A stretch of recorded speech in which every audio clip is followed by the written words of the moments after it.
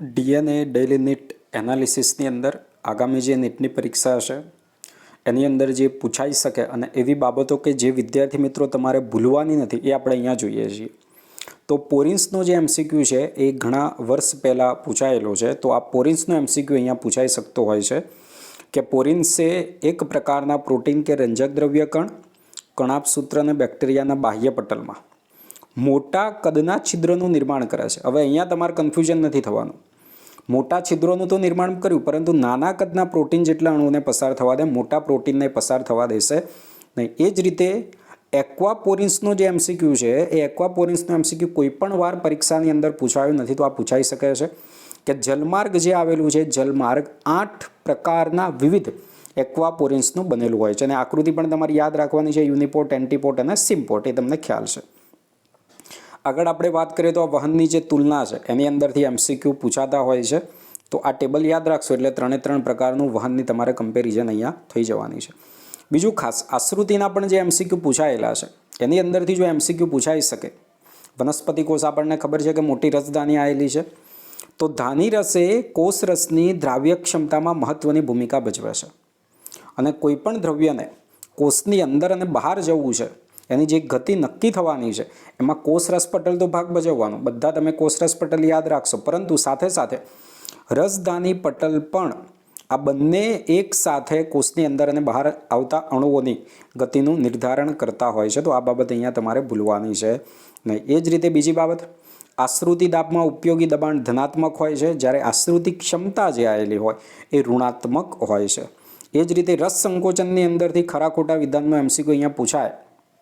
રસ સંકોચનની ક્રિયા થાય તો સૌથી પહેલાં જે પાણી બહાર આવવાનું છે કોષરસમાંથી બહાર આવશે અને ત્યાર પછી જે પાણી છે એ રસધાનીની અંદરથી બહાર આવશે. તો આ બાબત તમારે ભૂલવાની છે નહીં. એ જ રીતે અપદ્રવ્ય પથ જે આવેલો છે અને સદ્રવ્ય પથ આ તમને ખબર છે. અપદ્રવ્ય પથની પાસે કોનું તંત્ર છે તો કે કોષ દિવાલનું તંત્ર આવેલું છે. કાસ્પરિયન પટ્ટી યાદ રાખવાનું છે. એ જ રીતે જે સદ્રવ્ય પથ આવેલું છે તો એની અંદર કોણ આવશે? આંતર સંબંધિત કોષરસના તંત્ર એની સાથે સંકળાયેલું હોય, યાદ રાખવાનું છે. એ જ રીતે બિંદુ સ્વેદનનો અહીંયા એમસીક્યુ પૂછાઈ શકે છે. અને બિંદુ સ્વેદન મૂળ દાબનું પરિણામ છે. બિંદુ સ્વેદન કોનું પરિણામ? મૂળ દાબનું. આ બાબત યાદ રાખવાની. બીજું, ઊંચા વૃક્ષોની અંદર મૂળ દાબ કોઈ મહત્વની ભૂમિકા ભજવતી નથી, કારણ કે એનું દબાણ એટલું પૂરતું ઉત્પન્ન થઈ શકતું હોતું નથી. તો એ યાદ રાખવાનું છે. અને અહીંયા જે વહન થવાનું છે બાષ્પોત્સર્જન દ્વારા, જે ખેંચાણ બળ ટ્રાન્સપિરેશન પુલ, તો લગભગ કેટલું થાય છે? 15 મીટર પ્રતિ કલાક સુધી થઈ શકતું હોય. તો એ યાદ રાખવાનું છે. બરાબર છે. એ જ રીતે વાયુરંધ્ર ખુલવા અને બંધ થવાના એમસીક્યુ વારંવાર પૂછાયેલા હોય છે. એની અંદરથી જે સેલ્યુલોઝના સૂક્ષ્મ તંતુની જે ગોઠવણી છે એ ગોઠવણી અર્ય વિન્યાસની અંદર થયેલી છે. કઈ રીતે થયેલી છે? અર્ય વિન્યાસની અંદર થયેલી હોય, જેના પરિણામે સરળતાથી છિદ્ર ખુલી અને બંધ થઈ શકતું હોય છે. તો એ બાબત અહીંયા યાદ રાખવાની છે. બીજી અહીંયા આપણે વાત કરીએ તો ખાસ વિદ્યાર્થી મિત્રો આ તમારે અહીંયા ભૂલવાનું નથી. જો અહીંયા જે પરિબળો આપેલા છે, બરાબર, પરિબળો જે આપેલા છે એ પરિબળોની અંદર તાપમાન, પ્રકાશ અને ભેજ, હવાની ગતિ, આ કેવા પરિબળો છે? બહારના પરિબળો છે, બાહ્ય પરિબળો આવેલા છે. જ્યારે બાષ્પોત્સર્જનને અસર કરતા અન્ય પરિબળો, જો તાપમાન, પ્રકાશ ને આ બધા પરિબળો કેવા થઈ ગયા? બાહ્ય પરિબળો. જ્યારે કેટલાક પરિબળો વનસ્પતિજન્ય છે. આ રીતે તમને જોડકાની અંદર પૂછાઈ શકે, જેમ કે રંધ્રોની સંખ્યા, તેમનું વિતરણ, ખુલ્લા રંધ્રોની ટકાવારી, પાણીની હાજરી અને રંધ્રોની રચના, એ વનસ્પતિજન્ય. તો આ ઇમ્પોર્ટન્ટ બાબત છે, યાદ રાખવાની છે. એસ્પિરિન પણ તમારે ભૂલવાનું છે નહીં. સંલગ્ન બળ, અભિલગ્ન બળ, આ તમને ખ્યાલ છે. હવે અહીંયા જ્યારે આયનોનું જે વહન થતું હોય તો એની અંદરથી અંતઃસ્તરના કોષના વાહક પ્રોટીન નિયંત્રણ બિંદુ તરીકે હોય છે. આની અંદરથી એમસીક્યુ અહીંયા પૂછાઈ શકતો હોય છે. બીજી બાબત, પાણીની જેમ ખનિજ તત્વો મૂળ દ્વારા નિષ્ક્રિય રીતે કેમ નથી શોષાતા? એના તમને 2 કારણ આપેલા છે, તો એ યાદ રાખવાના છે. બીજું એમસીક્યુ અહીંયાથી પૂછાય. જુઓ, આ બાબત ધ્યાન ઉપર બરાબર તમે લેજો. અહીંયા શું કહ્યું? કેટલાક નાઇટ્રોજન અકાર્બનિક આયનોના સ્વરૂપમાં અને તેનો વધુ ભાગ કાર્બનિક એમિનો એસિડ અને સંબંધિત ઘટકના સ્વરૂપમાં પરિવર્તન પામતો હોય છે. અને આ જ રીતે ફોસ્ફરસ તેમજ સલ્ફર પણ કાર્બનિક સંયોજનના સ્વરૂપની અંદર શું થતા હોય છે? રૂપાંતરિત થતા હોય. આ 2 વાક્યો જે છે બરાબર ધ્યાન આપજો. એ જ રીતે સિંક અને સ્ત્રોતની વાત કરીએ તો એના પણ એમસીક્યુ પૂછાઈ શકે છે. બરાબર. સ્ત્રોત અને સિંક જે છે એની ભૂમિકાઓ ઋતુ તેમજ જરૂરિયાતને અનુસાર બદલાતી હોય છે. બરાબર. તો એ બાબત યાદ રાખવાની. દ્વિદિશીય થતું હોય ને સિંકને સ્ત્રોતનો ટોપિક એ તમને ખ્યાલ છે. એ જ રીતે આગળ આપણે વાત કરીએ તો જે વહન થવાનું છે, બરાબર, બનવાનું છે ગ્લુકોઝ, પરંતુ વહન કયા સ્વરૂપે થાય? સુક્રોઝ સ્વરૂપે થતો હોય છે. અને જે સુક્રોઝ અહીંયા આપણને આપ્યું સાથી કોષમાં ને ત્યારબાદ સક્રિય વહન દ્વારા અનવાહકની ચાલની નલિકામાં જતો હોય, જેને ફ્લોએમ લોડિંગ એવું આપણે કહેવામાં આવતું હોય. તો એ બાબત યાદ રાખવાની છે. આગળ બીજી આપણે વાત કરીએ તો વલય પ્રયોગની વાત કરી છે. અહીંયા ગ્રિલ્લિંગનો જે પ્રયોગ છે, અને આપણે ગ્રિલ્લિંગનો પ્રયોગ કરવો હોય તો કોની અંદર કરી શકીશું? આપણે દ્વિદળીનું જે પ્રકાંડ છે એની અંદર કરી શકીશું, કારણ કે એની અંદર આપણને ખ્યાલ છે વાહિપુલ વલય સ્વરૂપે ગોઠવાયેલા હોય છે. બીજું, વલય પ્રયોગની અંદર સૌથી પહેલાં અસર કોને થવાની છે? આ એમસીક્યુમાં પૂછાય તો સૌથી પહેલાં અસર મૂળને થવાની છે. આ યાદ રાખવાનું છે. આગળના પ્રકરણની આપણે વાત કરીએ તો અહીંયા જે ઝેડન આપણને આપેલું છે કયા ઉત્સેચકો માટે જવાબદાર છે એ એમસીક્યુની અંદર પૂછાય છે. કેટલાક ખનિજ તત્વો આશ્રુતિ ક્ષમતા, વાયુરંધ્ર ખુલવા બંધ થવાની અંદર આપ્યું, એ તમારે યાદ રાખવાનું છે. મેગ્નેશિયમ વિશે ભૂલવાનું નથી, કારણ કે ડીએનએ આરએનએનું સંશ્લેષણ, રિબોઝોમના બંધારણને સ્થાયી મેગ્નેશિયમ, બરાબર, હરિદ્રવ્યની રિંગરૂપી રચના. બીજું સલ્ફરની વાત કરીએ તો સલ્ફર કઈ જગ્યાએ આવેલો છે? એમિનો એસિડ, આ પૂછાતું હોય છે વારંવાર. વિટામિન આપેલું છે અને ફેરોડોક્સિનનો ઘટક. બીજું, લોહની તમે વાત કરો છો તો લોહ જો હરિતદ્રવ્યના નિર્માણ માટે આવશ્યક, આ રીતે એમસીક્યુમાં પૂછાય. મેગ્નેશિયમ હરિતદ્રવ્યની રચનાનો બંધારણીય ઘટક છે, જ્યારે લોહ એની નિર્માણ માટે આવશ્યક, આ એમસીક્યુમાં પૂછાઈ શકતું હોય છે.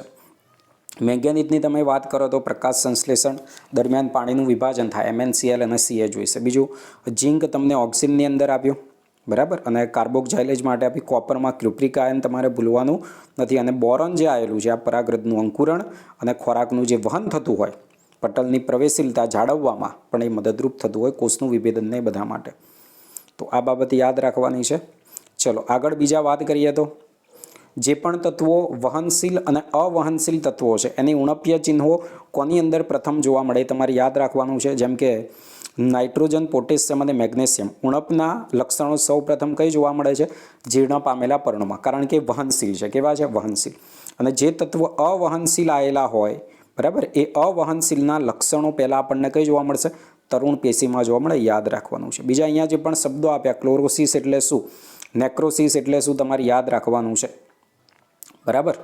કોણ કોની સાથે આ સંકળાયેલું છે એ બાબત યાદ રાખવાની. પુષ્પસર્જન વિલંબાય છે, આ બાબત ખાસ ઇમ્પોર્ટન્ટ. NSMOની સાંદ્રતા ઓછી થવાથી પુષ્પસર્જન વિલંબાતું હોય છે, આ બાબત વિદ્યાર્થી ભૂલી જતા હોય છે, તો આ ભૂલવાનું નથી. એ જ રીતે આગળની જે લઘુ પોષક તત્વોની વિસારિતામાંથી જે એમસીક્યુ છે, બરાબર, મેંગેનીઝની વિસારિતાનું મુખ્ય લક્ષણ તો પીળાશ પડતી વાદળી કે જાંબલિયા રંગના ડાઘા આપણને દેખાય, એ યાદ રાખવાનું છે. 10% ઘટાડો થતો હોય ખરા ખોટા વિધાનની અંદર આવે, બરાબર છે. શું અસર થશે યાદ જોઈ લેવાનું છે. બીજી ઇમ્પોર્ટન્ટ બાબત, કૃત્રિમ ખાતરની અંદર કયા ગુરુ પોષક તત્વો આવશે ને કયા લઘુ પોષક તત્વો આપવામાં આવતા હોય છે, કે આ બંને ખાતરના ઘટકો છે. એમસીક્યુમાં પૂછાય કયા ગુરુ પોષક તત્વો અને લઘુ પોષક તત્વો ખાતરના ઘટકો હોય છે, આ યાદ રાખો. નાઇટ્રોજન ચક્રના વારંવાર એમસીક્યુ પૂછાય છે, બરાબર. નાઇટ્રિફિકેશન, કયા ઉત્સેચકો, આપણે કયા જે બેક્ટેરિયા છે યાદ રાખવાનું છે તમારે. જૈવિક નાઇટ્રોજનનું સ્થાપન થાય તો આ જે પેરેગ્રાફ આપેલો છે એ ભૂલવાનું નથી, બરાબર. ફ્રેન્કિયાનાની એમસીક્યુ પૂછાયેલા. બીજી ખાસ ઇમ્પોર્ટન્ટ બાબત, આમાંથી એમસીક્યુ બની શકે છે. આના તમને તબક્કા આપી દે, ABCD 4 તબક્કા આપેલા હોય, યોગ્ય ક્રમની અંદર ગોઠવો, એ રીતે આનો એમસીક્યુ બનતો હોય છે. લેગ હિમોગ્લોબિન વારંવાર પૂછાતું હોય છે. બીજું એ પણ તમારે યાદ રાખવાનું છે કે જ્યારે આને નાઇટ્રોજનનું સ્થાપન કરવાનું હોય છે, બરાબર, એ દરમિયાન અજારક તરીકે, પરંતુ જ્યારે મુક્તજીવી અવસ્થાની અંદર હોય તો એ કઈ રીતે હોય છે? જારક પ્રકારના હોય છે, જ્યાં નાઇટ્રોજન જ ક્રિયાશીલ હોતો નથી. એમોનિયાનું ભાવિ, આના એમસીક્યુ પૂછાયેલા છે. આ ઉત્સેચકનું નામ ભૂલતા નહીં તમે. આલ્ફા કીટોગ્લુટેરિક એસિડ કઈથી આવવાનો એ તમારે યાદ રાખવાનું છે, બરાબર છે. ચલો આગળ આપણે વાત કરીએ. ત્રીજા પ્રકરણ, આપણે 13મું પ્રકરણ, પ્રકાશ સંશ્લેષણ. તો જો આ એમસીક્યુ અહીંયા પૂછાયો નથી. TW એન્જિન બેન વાળો પ્રિઝમનો જે પ્રયોગ છે એ તમને એમસીક્યુમાં પૂછાય. કઈ લીલનો ઉપયોગ કર્યો હતો? તો કે ક્લેડોફોરા લીલનો ઉપયોગ કર્યો હતો. કયા બેક્ટેરિયા હતા? જારક બેક્ટેરિયા હતા. ક્લેડોફોરા કરીને તમને જે ક્લોરોફાઇસી આપેલું એનું કોઈ પણ લક્ષણ તમને પૂછાય.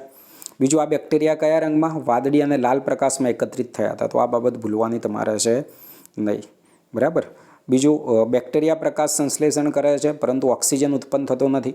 કેમ નથી થતો? કારણ કે H2S આવવાનું છે. પહેલાંની અંદર લીલી વનસ્પતિઓમાં કોણ હોય છે? H2O હાઇડ્રોજનના દાતા તરીકે હોય છે. આગળ આપણે જોઈએ તો અહીંયા આપણે જોવાની અંદર આવે તો જે આપણને ક્લોરોફિલ ક્રોમેટોગ્રામની અંદર એ કેવા દેખાશે? આ બાબત ખાસ તમારે યાદ રાખવાની છે. આ જોડકા પ્રકારનો MCQ અહીંયાથી પૂછાઈ શકતો હોય છે. ક્રોમેટોગ્રામની અંદર એનો જે રંગ છે એ કેવો આપણને મળવાનો છે. બીજું ખાસ આ MCQ પૂછાય કે પ્રકાશ સંશ્લેષણની એકમાત્ર વાસ્તવિક નિપજ કઈ છે? તો ઉત્પન્ન થતો ઓક્સિજન. ખોરાક એવું થઈ જશે આપણે, એટલે આ યાદ રાખવાનું છે. બરાબર.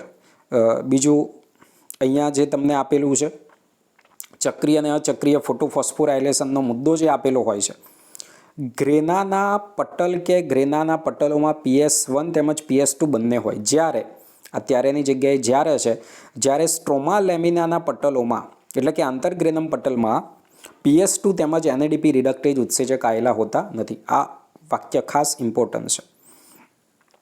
આગળ આ યાદ રાખવાનું છે. સિફોર પથની અહીંયા જો આપણે વાત કરવામાં આવે તો અહીંયા તમે જોઈ શકશો કે કોનું નિર્માણ થતું હોય છે? મેલિક એસિડ કે એસ્પાર્ટિક એસિડનું નિર્માણ થાય. આ તમારે ભૂલવાનું નથી. પુલકંચુકીય કોષોની અંદર પાછું વિઘટન જે થવાનું છે, એટલે એની જે પણ આકૃતિ છે તમારે, બરાબર, અહીંયા આકૃતિ કપાઈ ગઈ છે વિદ્યાર્થી મિત્રો, તો આકૃતિ અહીંયા તમે ખાસ યાદ રાખજો કે સિફોર પથની વનસ્પતિની અંદર કેલ્વિન ચક્ર કયા કોષની અંદર થતું હોય? આ તમને MCQમાં પૂછાય તો કયા કોષમાં થશે? પુલકંચુકીય કોષની અંદર થતું હોય. તો આ બાબત તમારે ભૂલવાની છે નહીં. બરાબર છે. એ જ રીતે અહીંયા જે આપણને પ્રકાશ શ્વસનવાળો જે મુદ્દો આપેલો છે, રૂબિસ્કોની વાત જે આપણને આપેલી છે, કોની સાથે જોડાવાનો છે? એનો આધાર કોના ઉપર રહેલો છે? સાપેક્ષ સાંદ્રતા ઉપર રહેલો હોય છે. બરાબર. જોડાણ ક્ષમતા સ્પર્ધાત્મક હોય અને સાપેક્ષ સાંદ્રતા ઉપર એનો આધાર રહેલો, તો એ ભૂલવાનું નથી. એ જ રીતે ન્યૂનતમ કારકનો નિયમ કોના દ્વારા આપવામાં આવ્યો? બ્લેકમેન દ્વારા આપવામાં આવેલો છે. એ આખો મુદ્દો તમને MCQની અંદર પૂછાઈ શકે છે. એ જ રીતે બીજી બાબત અહીંયા પ્રકાશ સંતૃપ્તિની જે પણ માહિતી આપી પ્રકાશના 10% એ હોય છે, એ ભૂલવાનું નથી. અને બીજે છેલ્લે અહીંયા જે કાર્બન ડાયોક્સાઇડની સાંદ્રતાની જે પણ માહિતી, અને છેલ્લું પાણી. આ એકદમ સરળ મુદ્દો છે, પરંતુ જુઓ, જલતાણ થવાનું, જલતાણથી વાયુરંધ્ર બંધ થઈ ગયા, રંધ્ર બંધ થઈ ગયા તો CO2ની પ્રાપ્તિમાં ઘટાડો થઈ ગયો. બરાબર. અને જેના પરિણામે પર્ણના સપાટીય ક્ષેત્રફળમાં ઘટાડો થઈ ગયો અને ચયાપચયની ક્રિયાઓ શું થતી હોય? ઘટી જતી હોય. તો આ રીતે પાણી તબક્કાવાર રીતે અસર કરતું હોય. પ્રકાશ સંશ્લેષણ છે, બરાબર, એના ઉપર અસર થતી હોય. બીજી આ વાક્ય જે છે, સમશીતોષ્ણ વનસ્પતિઓ કરતાં ઉષ્ણકટિબંધની વનસ્પતિઓમાં ઇષ્ટ તાપમાન વધુ હોય છે. એ તો ખબર પડી જાય આપણને. આગળ આપણે જોઈએ તો ગ્લાયકોલિસિસની જે બાબત આપેલી છે, સુક્રોઝ માટે આ ઉત્સેચક તમારે યાદ રાખવાનું છે ઇન્વર્ટેજ કે સુક્રેજની મદદથી. કોની અંદર? ગ્લુકોઝ અને ફ્રુક્ટોઝ.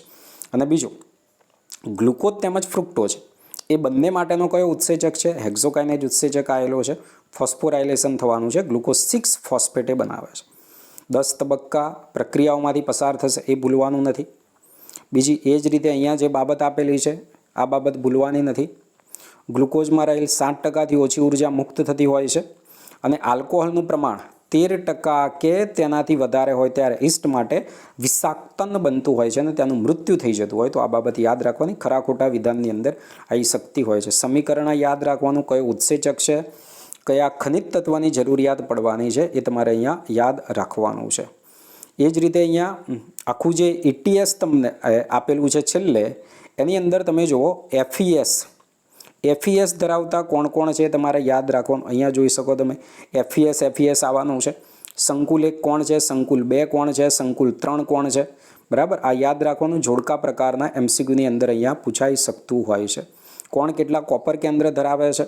બરાબર. તો એ તમને MCQની અંદર પૂછાય. કોણ કોની તરફ આવેલું છે? જો સાઇટોક્રોમ C એક નાનો પ્રોટીન કે જંતપટલની બાહ્ય સપાટી પર જોડાયેલો હોય, તો આવી બાબતો આની અંદરથી પૂછાતી હોય છે. FES કોની અંદર આવેલું છે યાદ રાખજો. બરાબર છે. બીજું ખાસ છેલ્લે ઇમ્પોર્ટન્ટ આપણે બાબત કહીએ તો જે એમ્ફીબોલિક જે આપણને પથ આપેલો છે, એમાંથી MCQ હમણાં પૂછાય નથી, તો આ તમારે પૂછાઈ શકે કે પ્રત્યેક એમિનો એસિડ ડીએમિનિફિકેશનની પ્રક્રિયા પછી રચનામાં ફેરફાર થાય. એકાં તો ક્રેબ્સ ચક્ર અથવા તો પાયરુવેટ અથવા એસિટાઇલ કોએન્ઝાઇમના વિવિધ તબક્કાઓમાં પ્રવેશતો હોય છે. આ બાબત ખાસ ઇમ્પોર્ટન્ટ છે. એમ્ફીબોલિક પદ તમે જુઓ એટલે તમને અહીંયા ખબર પડી જશે. બરાબર છે. તો ચરબી છે, ફેટી એસિડ ગ્લિસરોલની અંદર કાર્બોદિત હશે તો ગ્લુકોઝની અંદરથી એ સીધું દાખલ થવાનું છે. પ્રોટીનમાંથી એમિનો એસિડ, પાયરુવિક એસિડ કાં તો એસિટાઇલ કોએન્ઝાઇમ આ રીતે દાખલ થતું હોય છે. બીજી આપણે વાત કરીએ, આપણું જે 15મું પ્રકરણ છે, ભ્રૂણ વિકાસ દરમિયાન આપણને ભૌમિતિક આંકડાકીય બંને વૃદ્ધિ જોવા મળવાની છે, યાદ રાખવાનું. અહીંયા સમીકરણ બંનેનું યાદ રાખવાનું છે, કેવા પ્રકારનો વક્ર તમને મળશે, બરાબર. તો રેખીય કોની અંદર મળે છે યાદ રાખવાનું છે, સિગ્મોઇડ કોની અંદર મળે, ને 3 તબક્કા તમારે યાદ રાખવાના છે, લાગ ફેજ, લોગ ફેજ અને સ્ટેશનરી ફેજ, ને આનું સમીકરણ. સજીવોને વસ્તીમાં પણ આ પ્રકારે આપણે સમીકરણ આવતું હોય છે. વિભેદન ને નિર્વિભેદનના ઉદાહરણ યાદ રાખજો. ખાસ વિદ્યાર્થી મિત્રો અહીંયા પ્લાસ્ટિસિટી જે આપણને આપેલું છે, આ પ્લાસ્ટિસિટી યાદ રાખજો. આનો એમસીક્યુ હમણાંનો પૂછાયો નથી, આ પૂછાઈ શકતો હોય છે આગામી પરીક્ષાની અંદર. પ્લાસ્ટિસિટીનું ઉદાહરણ કયું થવાનું છે, બરાબર છે. એ જ રીતે વનસ્પતિ વૃદ્ધિ નિયામકોની અંદરથી આપણને ખ્યાલ છે કે ભાઈ માલ્ટિંગ એટલે શું, ધાનને પાણીમાં પલાળીને અંકુરિત કરવામાં આવે છે, બરાબર. એ જ રીતે બોલ્ટિંગ એટલે શું, એમસીક્યુની અંદર પૂછાય. ચાર્લ્સ ડાર્વિન અને તેના પુત્ર ફ્રાન્સિસ ડાર્વિને કયા ઘાસ ઉપર, કેનેરી ઘાસ ઉપર પ્રયોગ કર્યા? તો કેનેરી ઘાસ એવું યાદ રાખજો, ગાજર ઘાસ ને એવું ના થઈ જાય, બરાબર ને. શેરડીના પાકમાં જે ઉત્પાદન વધારે મળવાનું. સાઇટોકાઇનિનના ઘણા બધા એમસીક્યુ પૂછાય, પરંતુ અહીંયા જે રીતે અગ્રીય પ્રભાવિતા માટે ઓક્સિન જવાબદાર છે, તો અગ્રીય પ્રભાવીમાંથી આપણે મુક્તિ અપાવી હોય તો કોનો ઉપયોગ થાય? સાઇટોકાઇનિન, બરાબર. અસ્થાનિક પ્રરોહનું નિર્માણ આની મદદથી થવાનું. હરિતકણને એના માટે જવાબદાર છે, હરિતકણના સર્જન માટે, બરાબર. તો એ યાદ રાખજો. એ જ રીતે ઇથિલિનની આપણે વાત કરીએ તો કાકડીમાં માદા પુષ્પની સંખ્યા વધારે, પાકની ઉત્પાદકતામાં વધારો થતો હોય. ઇથિફોન પણ તમારે અહીંયા ભૂલવાનું છે નહીં. એબ્સિસિક એસિડના પણ એમસીક્યુ વારંવાર પૂછાયેલા. વાસંતીકરણ પૂછાય છે, એની વ્યાખ્યા પણ તમને પૂછાઈ શકે, બરાબર છે. તો એ યાદ રાખજો તમે. દ્વિવર્ષાયુ વનસ્પતિ એક સ્ત્રી કેસરી હોય એ બાબત તમને આપેલી છે, યાદ રાખવાની. All the best. સરસ રીતે તૈયારી કરો. ચેનલમાં નવા હોય તો ચેનલને સબસ્ક્રાઈબ કરો, શેર કરો. Thank you.